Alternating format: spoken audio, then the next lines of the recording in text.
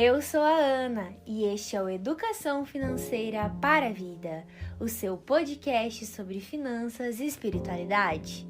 Meu querido e minha querida ouvinte, espero que vocês estejam muito bem, que estejam se cuidando e que tenham uma ótima semana.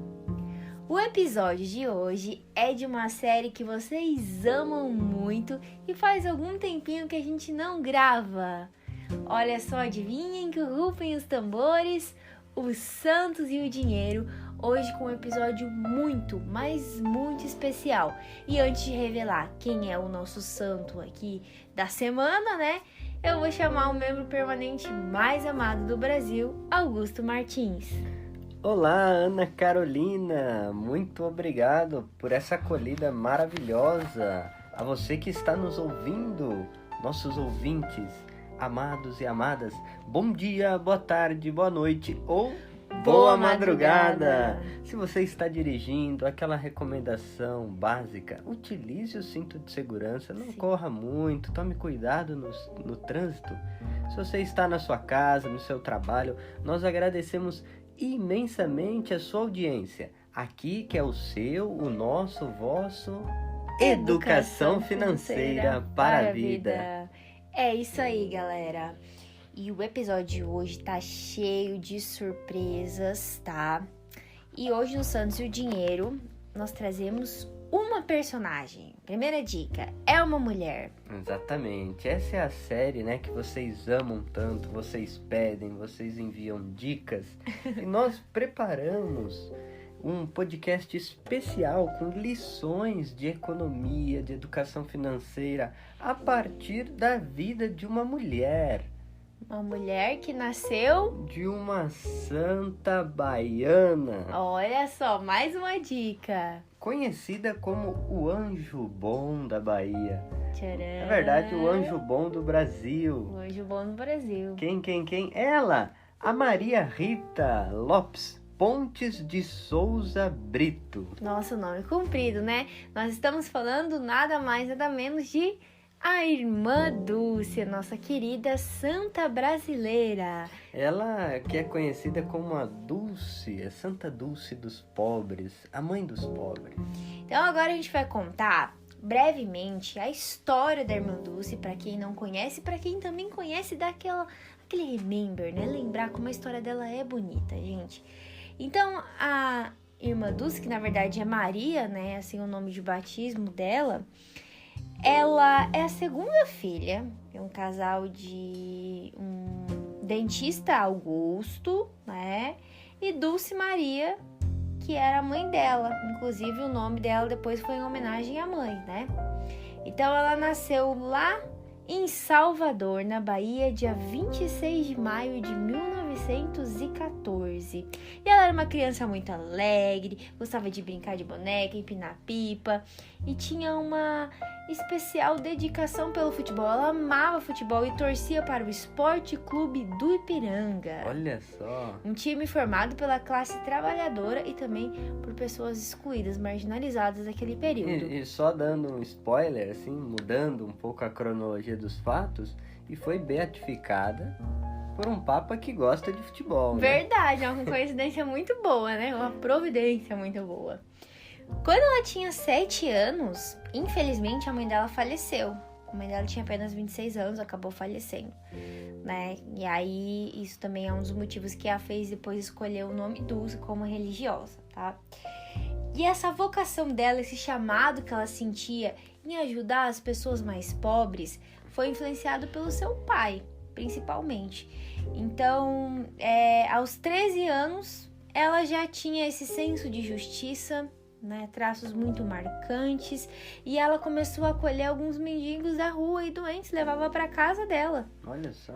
E ela acabou transformando então a casa dela, né, num centro de atendimento que ficou conhecido como a Portaria de São Francisco. Olha que bonito. Porque muita gente carente se aglomerava lá na porta dela e começava a pedir ajuda, né? No bairro de Nazaré. Nossa, muito linda a história, né, Salvador. gente? Então é isso, gente. Aí ela começou a partir dessa idade ali, adolescente, né, 13 anos, manifestar também o seu desejo de se dedicar à vida religiosa, né, de virar irmã. Então, lá em 1933, né, ela entrou para a Congregação das Irmãs Missionárias da Imaculada Conceição Mãe de Deus, no Sergipe. E aí ela recebeu o hábito de freira, então no dia 13 de agosto, que inclusive é o dia que é comemorado, né, o dia de Santa Dulce. Em homenagem à sua mãe, adotou o nome de Irmã Dulce. Olha só. E a primeira missão que ela recebeu tem muito a ver com a FV. Educação. Então ela foi mandada para um colégio para ensinar crianças, né? Um colégio da Congregação de Irmãs. Mas, olha que interessante. Ela estava lá ensinando, mas o coração dela estava pensando o quê? Eu quero trabalhar com os pobres. Eu quero voltar a fazer o que eu fazia antes de eu estar aqui, né? Quando eu era adolescente ali, ajudando as pessoas. E aí passou algum tempo, lá em 1935, ela já voltou a dar assistência a comunidades pobres, tá? Que foi aí que começou o trabalho dela, e também atender operários. Tinham muitos operários ali no bairro onde ela estava naquela época, e aí ela acabou criando um postinho médico, que também é chamado ali a primeira organização operária católica do estado, que deu origem ao chamado Círculo Operário da Bahia. Olha que interessante, né, Ana? Uma coisa foi levando a outra e a vida dela foi acontecendo muito rápido, né? Muitas coisas boas. E aí no ano seguinte, né, dessa fundação, em 1937, junto com o Frei Hildebrando Kraups, gente, eu não sei se eu li certo, viu? Eles fundaram o Círculo Operário da Bahia. Então, tinha 3 cinemas ali, várias doações, então vários tipos de trabalho. Você vê, além da questão social, também tinha essa questão de lazer, cultural, de cultura. Né? Então, ela era uma pessoa muito preocupada mesmo com os pobres, né? Irmã Dulce, ela é caracterizada justamente por essa concepção de saúde integral da pessoa humana, né? Isso. Tornar uma dignidade humana de uma saúde, né? Os mais necessitados precisam de uma saúde integral. É do pão para viver, é da cultura, é da beleza, é dos hospitais. É muito bacana, né? Como que ela consegue ser o paradigma de uma saúde integral, de uma ecologia integral. E coisa que a gente vai falar mais para frente, de uma economia integral. Sim, olha só que interessante, Augusto. Além disso que você falou, né, complementando, o fato dela ter trabalhado com educação fez com que depois também ela criasse um colégio Santo Antônio, de que ela era muito devota, inclusive, né? Voltado para os operários e suas famílias. Muito interessante. Depois ela ajudou também a criar um albergue para os doentes, localizado no convento também de Santo Antônio. E esse é o espaço que depois viria a ser o que a gente conhece hoje como o Hospital de Santo Antônio da Irmã Dulce. Olha só, Santo Antônio bem presente ali na vida dela. É esse santo que nós já gravamos por 2 vezes, né, episódios especiais. Mas em resumo, ela bota em prática aquilo que o Frei Antônio de Lisboa e de Pádua, o Santo Antônio, nosso querido Toinho, ele dizia que cessem as palavras e que falem as obras. E as obras de Irmã Dulce é que falam por si, né? Com certeza. E aí, um pouquinho mais pra frente, lá em 1980, um pouquinho não, bem mais pra frente, né? A primeira visita do Papa João Paulo II aconteceu aqui no Brasil. E aí ela foi convidada a estar com ele, recebeu um presente dele. E ele disse pra ela, continue, irmã, fazendo o seu trabalho. Apenas continue fazendo o seu trabalho, né? Em 1988, a Irmã Dulce foi indicada ao Prêmio Nobel da Paz pelo então presidente da época, que era o José Sarney. E também recebeu o apoio da Rainha da Suécia, olha só. Já estava, né, as obras conhecidas pelo mundo todo, né? Nos anos 2000, ela recebeu também do Papa João Paulo II o título de Serva de Deus. E a partir daí que se começou relembrar a trajetória dela, né, de 50 anos dedicados de assistência aos pobres e aos mais necessitados. Que é o famoso processo de beatificação, Ana. Isso. Essas categorias de servo de Deus, até beato e depois canonização, declarada santa no ano de 2019 com o Papa Francisco. Olha só, então foi de 2000 a 2019. Então levou esses 19 anos para que ela fosse considerada santa, né? E ela tinha uma frase muito interessante, que agora a gente entra agora um pouquinho no contexto, no aspecto econômico, Augusto, que ela dizia: "O meu partido é a pobreza". E a partir dessa ideia, né, desse lema que ela levava consigo, ela conseguia muitas pessoas para ajudar nos seus projetos. E pessoas, assim, digamos, importantes com muito dinheiro no Brasil na época, que se renderam aí ao trabalho de Irmã Dulce e passaram a ajudá-la, né? Nesse é um aspecto que a gente já pode chamar a atenção aos nossos ouvintes. Lições de educação financeira, de economia, uma nova maneira de se relacionar com as finanças. Ela era uma mulher que era uma articuladora em favor dos mais necessitados. Você falou, né, do contato dela com o Papa, com presidentes, com governadores, com o prefeito. E ela, vamos dizer assim, ela batia de frente em favor dos mais necessitados. Por isso essa frase, o meu partido é a pobreza, ou seja, o meu partido é quem está mais necessitado. Quem precisa, né? Olha só, tem até o nome de algumas pessoas aqui que ajudaram muito ela, né? O empresário chamado Mamed Paz Mendonça, banqueiros, Ângelo Calmon, ex-governadores da Bahia, né? Como Lomanto Júnior, Juraci Magalhães, Antônio Carlos Magalhães, ex-presidente do Brasil, que a gente já falou, José Sarney, que também o ajudou muito e também a indicou para o Prêmio Nobel da Paz. Gente, olha só. Até o famoso Norberto Odebrecht. Exatamente, daí a família Odebrecht. Então, era imprensa, era bancos, empresários, políticos, todo mundo aí se engajou no trabalho da Irmã Dulce, né? E ela botava os políticos na parede, vamos dizer assim. E aí, você vai doar ou não? É em favor dos pobres. É muito interessante. Uma famosa historieta, vamos dizer assim, causos, né, que se conta. Um jornalista baiano, Jorge Gautier, diz, né, do seu livro reportagem, Irmã Dulce, Os Milagres pela Fé. O episódio de que ela foi pedir a um lojista doação, por amor de Deus, para os pobres, e ele cuspiu na mão dela. Nossa, gente. E aí, imediatamente, ela oferece a outra mão limpa e diz: esse aqui é para mim, agora dê para os pobres. Ou seja, ela acolheu aquela ingratidão, o cuspe, aquela rejeição, e disse: então, para os pobres, a sua generosidade. Nossa. O que for tudo corruptivo, todas as suas maldades, fica para mim. Para os pobres, o melhor que você tiver, né? Muito lindo, gente. E falando nas obras sociais da Irmã Dulce, como são conhecidas até hoje, a OCID, né?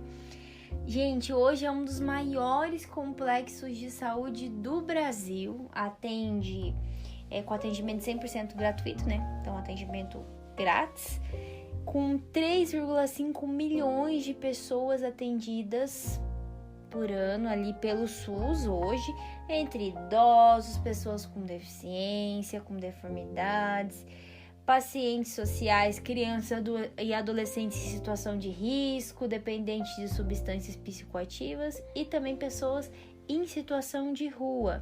Segundo a instituição, nos últimos 25 anos, a entidade contabilizou 60 milhões de atendimentos e mais de 280 mil cirurgias já foram realizadas. É o que se diz, né, Ana? A gente pode considerar a Irmã Dulce e todo esse complexo, né, de saúde em favor dos mais necessitados é uma precursora do SUS. Ah, com certeza, gente. Até porque quando tudo começou, né, não existia o SUS consolidado como a gente existe hoje. Então, ela foi ali a precursora, né, a que iniciou esse trajeto. E hoje, olha só a importância da gente estar falando isso, né? No momento que a gente está vivendo, que a gente precisou mais do que nunca de uma vacina, de um sistema único de saúde que chegue a todos. E foi graças ao trabalho de muitas pessoas como ela, né? Isso é uma coisa muito linda da gente falar hoje. Eu acho que é fundamental. E, gente, olha só que interessante, né? Tem aí também umas outras histórias da irmã Dulce com a economia. Histórias curiosas, né? Então, Augusto contou um caso, vou contar um outro. Em uma entrevista, o médico da irmã Dulce, que cuidou dela por mais de 15 anos, chamado Almério Machado, ele contou algumas coisas que aconteceram na vida dela interessantes, porque eles acabaram se tornando muito amigos por ele ter acompanhado ela durante muito tempo, né? Então, a irmã Dulce, ela, com o passar dos anos e a idade avançando, ela foi ficando com problemas respiratórios muito graves. Então, os dois viraram grandes amigos por estarem sempre juntos. E aí, o médico diz que ele ressalta uma característica dela, que é essa teimosia, né, no sentido de ir atrás, de buscar e de enfatizar as pessoas, né, interrogar quem ela queria que ajudasse a sua obra, né, e também a sua força de vontade. Então ele ainda cita assim: ela era uma mulher frágil, fisicamente falando, assim, do ponto de vista de saúde, mas mental e espiritual ela era uma mulher muito forte, algo fora do comum. E algo que marcou a história do médico é quando a irmã Dulce interferiu na política econômica do Brasil. Você sabia disso, Augusto? Essa é uma história muito interessante, né? Acho que para os nossos ouvintes, a gente já falou algumas vezes sobre o tal confisco, né? Da poupança. Sim. E a irmã Dulce tem uma história engraçada sobre isso. Sim, gente. Lá nos anos 80, quando o presidente era o Fernando Collor de Mello, aquele que confiscou as poupanças dos brasileiros. Então, logo naquele período, quando foi instaurado o plano econômico e as contas foram bloqueadas, né? A irmã Dulce não aceitou isso. E ela ligou para a ministra da Economia na época, que era Zélia Cardoso. Entendeu? Ela falou: olha, o negócio é o seguinte, esse dinheiro não é meu, é dos pobres e eu preciso dele de volta, né? E aí o médico ainda diz assim, né? Agora lendo as palavras dele: a irmã Dulce ficou preocupadíssima porque ela não tinha como, e que ela vivia pedindo auxílio a uma pessoa e a outra. Ela ligou para a casa da ministra Zélia Cardoso e quando ela disse o que era, a Zélia disse: vou resolver o seu problema, pode ficar tranquila, né? E a irmã ficou relutante, é claro. E aí, quando chegou a noite, o Jornal Nacional, o Cid Moreira já anunciou, dizendo que a Zélia Cardoso de Mello tinha desbloqueado os depósitos da irmã Dulce. Então, devolveu lá o dinheiro dela, ela pode pegar o dinheiro dos pobres de volta, porque ela não aceitou isso, porque ela disse: olha, esse dinheiro não é meu, eu pedi para as pessoas, para os pobres, e como é que vocês vêm tirar o dinheiro do povo, né? Olha só, então, ela fez questão de ligar para ela, falar pessoalmente e pedir o dinheiro de volta. E além de ser uma historieta, né, que tem uma força, né, uma força moral, ética muito grande, é interessante o que diz o biógrafo de irmã Dulce, Graciliano Rocha. Ele diz o seguinte: ela antecipa por muitas décadas a chegada das mulheres em posições de liderança. O que era esperado das mulheres da época era que fossem subalternas, submissas, tanto em casa, tanto na igreja. Olha que legal. Então ela, além de uma precursora da seguridade social, da preocupação do sistema único de saúde, né, dessa interligação em favor dos pobres, que nasce com a Constituição de 1988, ela preconiza a liderança feminina. E como nós precisamos disso, né, Ana? Sim. Diante de um país com um grande índice de feminicídio, ontem nós tivemos, né, presenciamos algo muito triste. Eu fui tocar num casamento e uma das moças que estava lá, a segurança do casamento, estava com os olhos roxos, porque foi agredida pelo seu parceiro, que ficou preso 3 dias. Sim. Eu senti uma vergonha ali, pedi perdão para ela até, e me deu uma raiva tão grande, Porque como pode, né? Tantas mulheres sofrem e aí a pena é... ficou 3 dias ali na prisão. É claro, agora vai ter que responder um processo, enfim, mas é uma pena assim tão branda, tão assim apoucada para reparar a dignidade, as feridas que isso causa, né, nas mulheres. Então, a Irmã Dulce, ela preconiza isso, a força das mulheres, a liderança, uma mulher ativa que envolvia, que é guerreira. E que buscava, né? Buscava sempre o melhor, não para si, mas para os outros, usando o dinheiro a serviço da vida, né? Como ela bem aprendeu de Antônio, usava esse dinheiro a serviço da vida. E eu acho, Augusto, que isso é muito importante. Eu acho que a lição que a gente pode ter da Irmã Dulce para os economistas, já que é comemorado no mesmo dia, né? 13 de agosto é o dia do economista no Brasil e também é o dia de Irmã Dulce, é essa questão que você falou, né? Do engajamento dela, de buscar, de articular, dialogar com pessoas e figuras públicas que eram pessoas que tinham um poder, digamos assim, de potencializar o que ela podia fazer sozinha. Então, sozinha ela podia ajudar talvez menos pessoas e ela, digamos, colocava na parede as pessoas para conseguir ajuda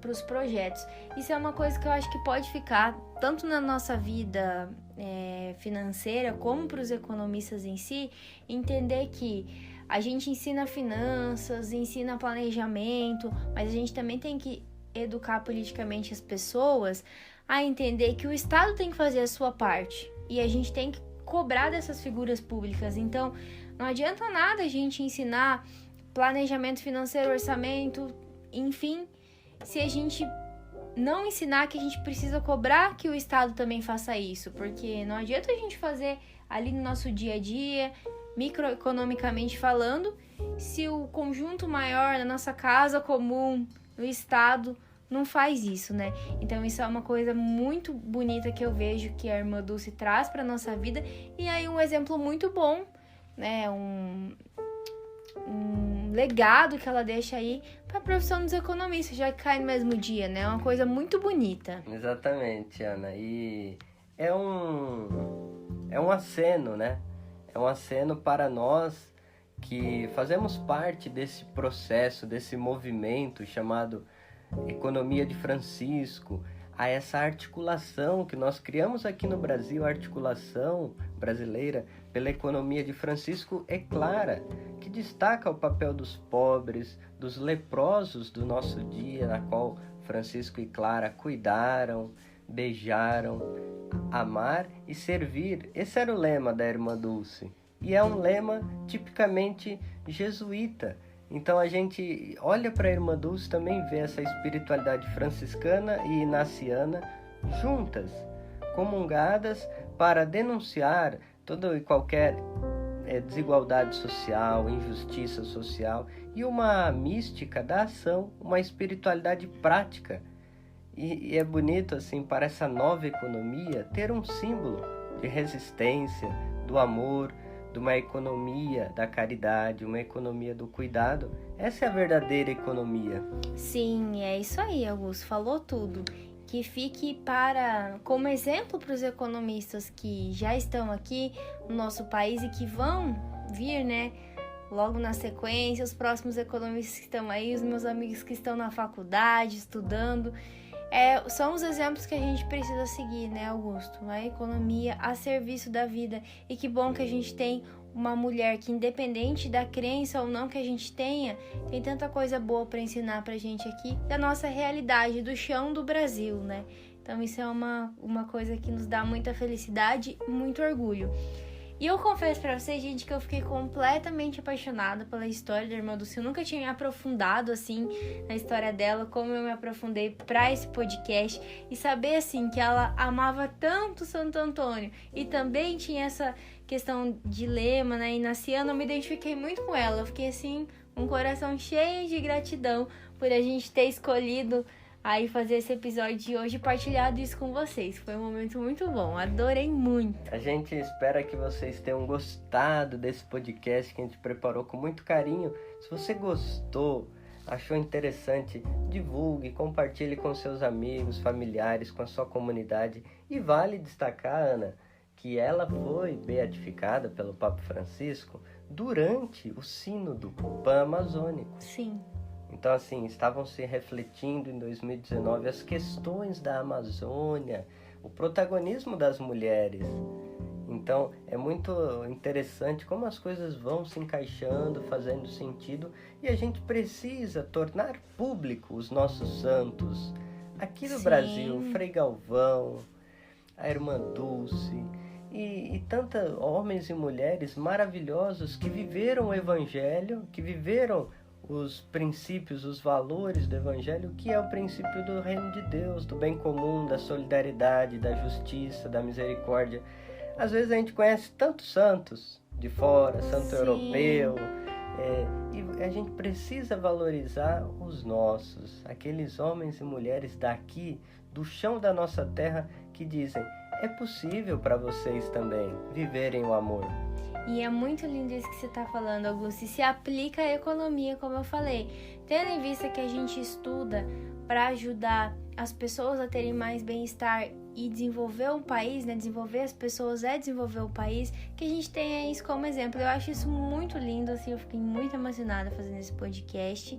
E o legal também é que as pessoas, né, que para que uma pessoa seja considerada santa tem que ter milagres comprovados. E essas pessoas ainda estão vivas. E elas foram na missa, né, que nem como a gente contou na história do Maximiliano, né, que aquele senhor que ele morreu no lugar, pai de família estava na missa da canonização, e a mesma coisa aconteceu, e era brasileiro, gente. Isso é uma coisa muito linda, né? Brasileiros e do Nordeste, nordestinos nos representando tão bem. Então a gente fica muito feliz. Bom, galera, foi isso, né? O episódio de hoje. A gente tem umas dicas pra vocês antes do beijo especial. Então, a gente vai deixar na descrição alguns links que a gente utilizou para esse podcast. E a gente indica aqui pra vocês um livro, A Brasileira, que fez dos pobres sua vida, da Carla Mariabra, da Paulus. A Santa Brasileira, que fez dos pobres sua vida. Essa é uma repórter, uma jornalista muito boa, e fica a indicação desse livro da Carla. O livro foi lançado pela Paulus. E também um bate-papo que a Carla fez com a Mirtes Medeiros no Instagram. Vale a pena conferir. Um beijo para essas duas mulheres que trabalham super bem também no Instagram. Isso aí, galera. E é óbvio, né? Um beijo especial para todos os economistas, principalmente meus amigos, meus professores, todos que influenciaram de maneira positiva na minha vida. Um feliz dia para vocês. Um super beijo, e que Irmã Dulce, de alguma maneira, possa nos ensinar como viver melhor uma nova economia, uma economia a serviço da vida. E lembre-se sempre: educação financeira, educação para a vida.